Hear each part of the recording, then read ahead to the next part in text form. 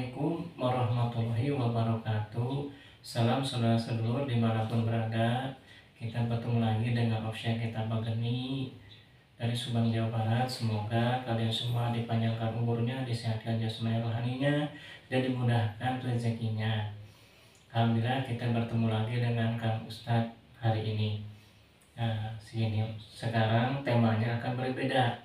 Nah, Kang Ustadz akan bercerita pengalaman Kang Ustadz dari dulu ya, tahun 2012 ya Pak Ketua ya. Nah, tahun 2012 itu Kang Ustadz sudah menjadi supernatural ya, sering mengobati kepada tamu, kepada pasien. Cuman mungkin ini akan cerita yang memang luar biasa, kisah nyata, demi Allah ini kisah nyata ya, yang saya alami. Cuman mungkin tak akan hilang sampai kenangan ya, sampai tua ini ya, nanti saya sudah tua kalau dipanjangkan umurnya. Jadi begini ceritanya.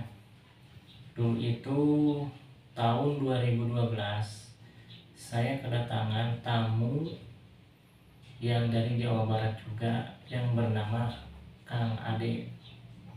Kang Ade ini bertamu kepada saya, meminta tolong kepada saya, syariatnya, hakikatnya Allah, dan meminta tolong ibu mertuanya itu lagi keadaan sakit, namanya Ibu Nani. Nah, ternyata berjalannya kita bicara, disitulah Kang Ade ini menangis. Ibu Nani ini menjadi ibu mertuanya ya, dia itu udah sakit lama, sekitar ada 3 tahunan ya. Nah, 3 tahunan ya Kang Ketua ya. 3 tahunan ini dengan keadaan lumpuh, dan sampai yang namanya tidur di kasur itu, maaf, tidak bisa bergerak sama sekali, kaki dua-duanya cuman setengah badan ke atas bisa bergerak. Nah, di situ Kang Ade ini bercerita lagi, dia sering didatangi sosok ular besar. Nah, sosok ular besar ini selalu datang ke dalam mimpinya Ibu Nani yang ibu mertuanya itu. Sampai 1 hari, 2 hari, 3 hari, dan seterusnya, Kang Ade ini punya berpikir gimana caranya untuk menyembuhkan. Kalau ke dokter sudah, ke rumah sakit juga sudah tidak ada perubahan.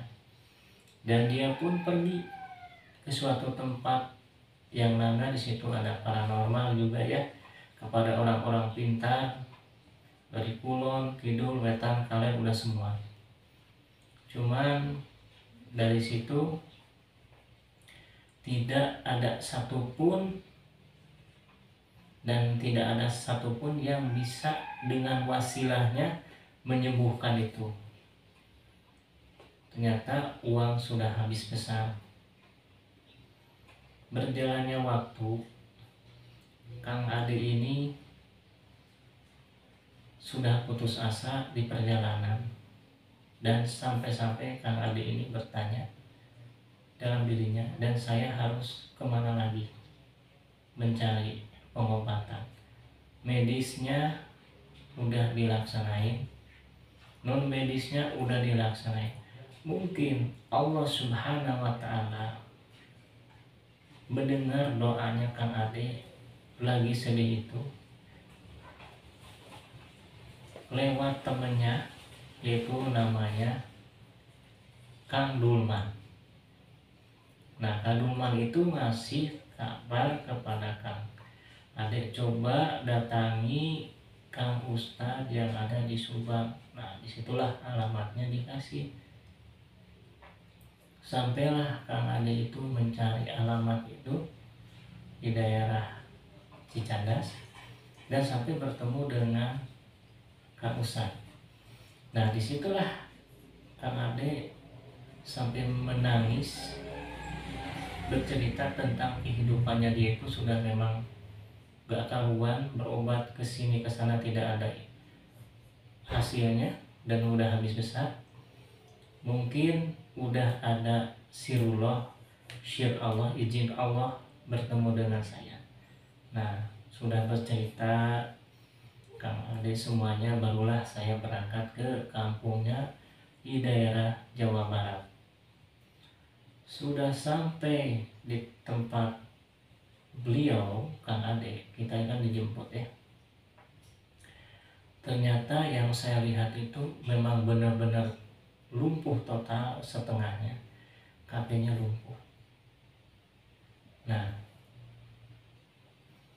ini lumpuhnya bukan penyakit medis tapi penyakit non medis. Ternyata itu dililit sama ular hitam sama seseorang yang tidak suka, karena ternyata Ibu Nani ini dulunya ini sering ikuti pengajian ya Kang Ketu ya, pengajian di wilayah itu, kampung itu ya.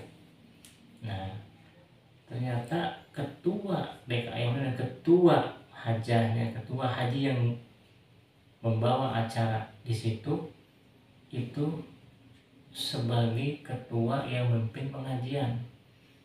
Nah, di suatu perjalanan Pak Haji, Bu Haji yang biasanya sering membawa pengajian kepada ibu-ibu itu tidak hadir karena mungkin ada halangan, karena ada kesibukan. Digantilah sama Ibu Nani, itu mertuanya Bapak Ade. Nah, dengan singkat cerita, ibu-ibu pengawasan ini bicaralah kepada Bu Nani. Jadi ceritanya, kok enak ya dibawa pengajian sama Ibu Nani, tenang, adem, dan bisa dimengerti. Nah, di situ salah satu orang ibu pengawasan ada yang tidak suka, disampaikanlah kepada Pak Haji. Nah, si Pak Haji, si Bu Haji ini mendengar cerita itu, dia menebar ancaman. Ancamannya di mana? Di speaker itu di masjid ya, begitu ya. Pak Haji ngomong gini, jangan macam-macam Bu Nani urusan dengan saya.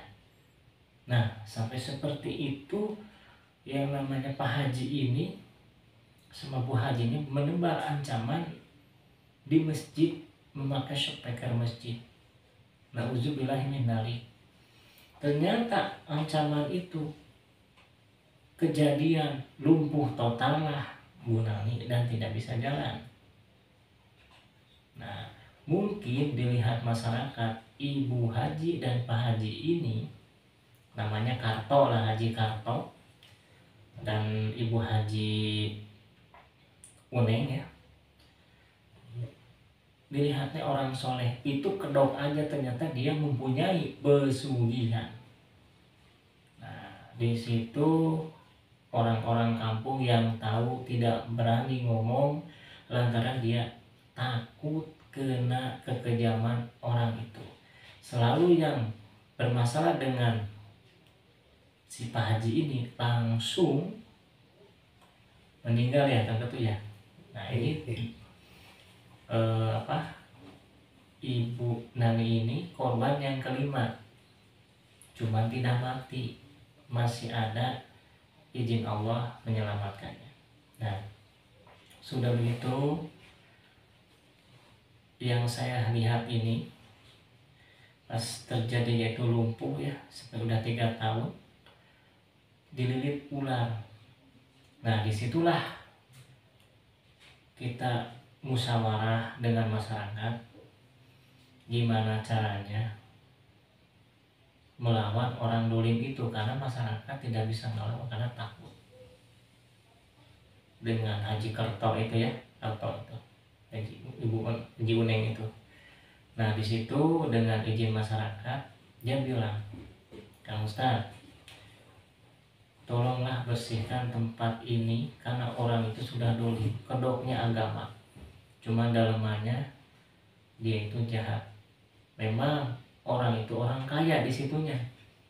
Itulah biasanya orang jahat bisa menipu kepada orang baik dengan memakai peci, dengan pengajian, mengawas ternyata hatinya dolim. Seperti pohon bambu tidak lurus semuanya lah, ada yang lurus, ada yang bengkok, mungkin seperti itu ya artinya. Nah di situ lanjut cerita, saya pengobatan kepada ibu ini Nani, udah diobatin, alhamdulillah atas izin Allah. Pertama itu sudah bisa berjalan dengan total, ternyata itu ada serangan lagi sampai lumpuh total. Nah saya balik lagi ke situ, ke tempatnya ibu Nani. Ternyata yang saya lihat itu dari ujung rambut sampai ujung kaki ya langsung total semua ya. Nah di situ kita minta lagi kepada Allah Subhanahu Wa Taala untuk minta wasilah saya menyembuhkan ibu Nani ini. Tapi alhamdulillah atas izin Allah total itu bisa sembuh. Cuma masyarakat di situ bilang, kan Ustaz, saya mohon tolong lawanlah orang dolim itu. Nah di situ kita baru perang. Ternyata perang pertama itu secara gaib saya di situ menginap ya, berarti ya, di mertuanya Kang Ade ya, Ibu Nani, menginap 1 hari semalam. Itu menyerang membabi buta. Cuma karena persetujuan masyarakat, dengan izin Allah, dengan wasilahnya ilmu syaitik udah saya balikin. Alhamdulillah orangnya sama lumpuh. Nah si Haji Karto itu lumpuh. Berbalik kepada dia, Ibu Nani berlangsung pulih. Nah di suatu perjalanan, namanya orang kaya itu si Haji itu, si Karto itu ya, dia itu pengobatan ke Kulon Kidul Wetan sekali. Wah karena dia masih banyak uang, sampai yang obatan terakhir itu ada ustadz, dia bilang gini, ini Pak Haji Karto, ini perbuatan Pak Haji Karto dan saya tidak bisa mengobatinya. Karena kenapa? Karena orang yang membalikan ilmu itu kekuatannya lebih tinggi. Itu senjata makan tuan. Bentar lagi kepada Kang Karto atau Haji Karto. Nah si ustadz itu pergi. Berlanjutnya perjalanan itu lumpuh total, tidak lama ya kan gitu ya. Nah si Haji Karto itu meninggal dunia. Nah sehabis meninggal dunia itu bukan main di kampung Ibu Nani, mertuanya Kang Ade, gentayangan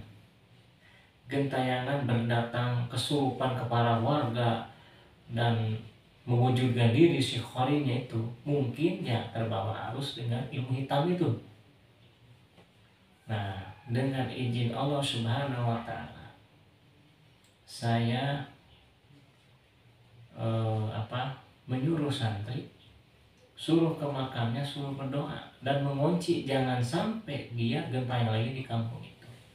Nah sampai sekarang alhamdulillah ridhona Allah Subhanahu Wa Taala, yang namanya Kang Ade dan Ibu Nani mertuanya sekarang udah sehat ya, sehat walafiat, udah sembuh lagi ya. Cuman di suatu perjalanan ini mungkin ada hikmah di balik hikmah. Ternyata sebenarnya tidak ada Haji Karto itu sudah tidak ada gangguan apa-apa lagi dan masyarakat di situ merasa tenang dan lega. Disitulah masyarakat membuat syukuran. Tapi bersyukur apa? Bersyukurnya kita ini tidak ada yang zolim lagi kepada sesama manusia. Karena yang namanya manusia, kita sesama umat Nabi Muhammad harus saling menghormati, menghargai. Nah disitulah kita juga tidak tahu kedepannya kita akan bertemu dengan orang zolim atau orang seperti apa. Mintalah kepada Allah untuk perlindungan untuk kedepannya. Nah itulah cerita dari Kang Ustadz selama Kang Ustadz pengobatan tahun 2012 ya kan itu ya.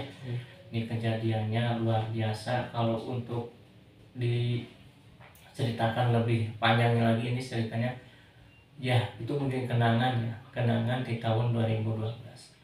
Mudah-mudahan nanti Kang Ustadz bisa cerita lagi pengalaman Kang Ustadz yang alami, kisah nyata Kang Ustadz ya selama pengobatan kepada tamu dan pasien. Semoga saudara sedulur dimanapun berada masih mengikuti channel official Kitab Pageni dari Subang, Jawa Barat.